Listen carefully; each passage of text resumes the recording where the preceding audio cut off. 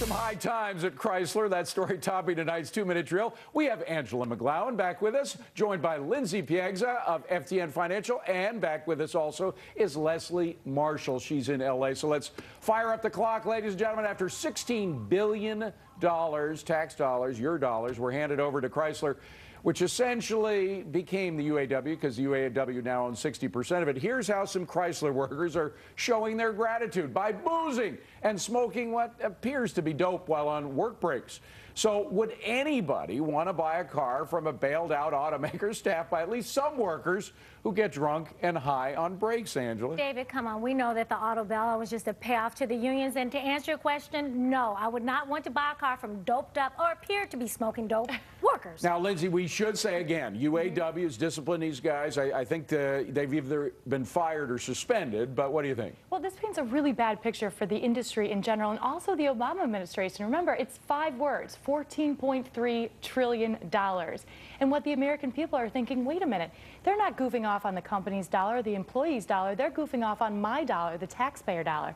So this is a step in the wrong direction. And again, Leslie, it was essentially remember the history of events here. The secured bondholders lost their share of Chrysler, and UAW got 60% of the pie. It was a huge gift, thanks to taxpayer dollars, to the UAW, and this is how they repay us. I would like to see videos of break rooms for every organization that our tax dollars fund throughout the country. You cannot say, I'm not going to buy. You can, but I think it's foolish to say, I'm not going to buy that brand of automobile because there were a few bad apples. There are a few bad apples in every industry, and Chrysler is no exception. So you don't think, Monica, you don't think that it's a matter of this is normal course now? Hey, they've got their government money and they can get away with anything? You know what? At the end of the day, it could have been back then, but now it's a different time where our money cannot be wasted. I didn't see any pictures of boozing and taking drugs back in the old days. I certainly think both sides have a point. Of course, there's an equal balance between goofing off and getting work done. You can't be productive all day long. But again, $14 trillion. When management is the union itself, I think you can get away with a lot more stuff. All right, President Obama heckled last night at a New York fundraiser. Protesters accuse him of cutting back AIDS funding. Take a listen. Increased AIDS funding. I don't know why you're putting the sign up. We've increased HIV/AIDS funding. The people that potentially will take over, if we don't focus on this election, I promise you we'll cut AIDS funding. So the president says he increased AIDS funding, but the Fox Brain Room says President Obama is breaking a campaign promise by adding far less to the AIDS fund. And even if you don't think government should be involved in this sort of thing, guess who spent more money on AIDS funding? Leslie. No, it wasn't me. It was George Bush. I know.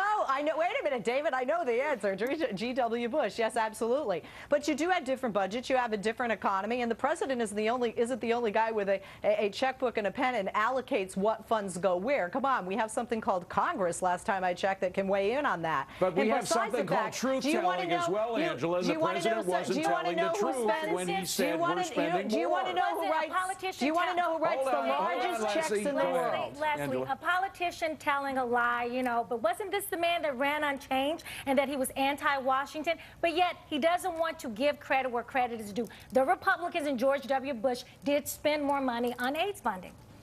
I think Angela At a Democratic fundraiser, he's going to say that? Angela, I'll give you the last word if you let Lindsay speak. Go ahead, what this is about, this goes beyond AIDS funding or gay rights. This goes about angry voters. What we're seeing is an administration that has consistently broken promises, from closing Guantanamo to keeping the unemployment rate below 8% to creating millions of jobs with a failed stimulus policy. Angry voters are the key here, and no matter what group they're coming from or where they're yelling from, it's going to be a problem in November. All right, Leslie, go ahead.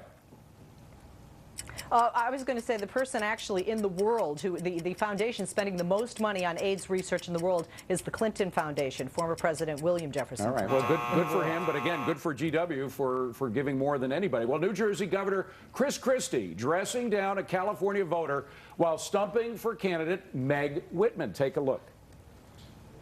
You want to yell at me. But don't give her a hard time. We're here talking about the future of the state of California and the future of our country. And you know what? And you know what? And you know what? Let me tell you this. You know what? It's people who raise their voices and yell and scream like you that are dividing this country. We're here to bring this country together, not to divide it. Well, he ended up agreeing with Christie. Christie enjoying a 57% approval rating in New Jersey. Can Whitman play off his success and beat Jerry Brown in the left coast governor's race based on Christie? Lindsay. This guy is great. Christie is setting a great precedent. Not only was Jersey a blue state, but this is one of the states in the worst fiscal condition. So he's bringing this message out to California. Look, we can turn the economy around state by state. And California, of course, is essentially the worst case scenario right now. But he's bringing a good message, going after unions, going after pension funds, talking about wage freezes, talking about state employment freezes. But Leslie, does he have coattails in California? No, I'll tell you why. There's one word, and you guys know it very well, David, and that's called Bell. And Jerry Brown is actually looking very good because of the charges against those council members on both sides of the aisle in the state of California. Well, wait a minute, right he now. let it go on for years, Leslie. But a lot of people are giving him credit for what he's doing now. But he was Attorney General. Wasn't he responsible for monitoring these guys back when they were taking their money? I don't know exactly, David, because as Attorney General, certainly he has responsibilities, but how many hours are there in a day? How many budgetary items is he supposed to look at? Is he supposed to, we have the largest state in the United States of America. Is he supposed to look at every council in the state of California? But so with the next office that he's running for, if he wins, how many hours does he have in a day? If he didn't do his job then, what makes people think that he's going to do his job if he wins? I'm not going to argue with you as we're on different sides of the aisle, and I am going to vote for Mr. Brown. You asked me about Christie's influence on Whitman, and it's not going to happen. Quick last word. Look, I like Christie, and I think that he's actually going to help Meg Whitman. I really do. Okay, so he does have coattails. Coming up on deck, exposing President Obama's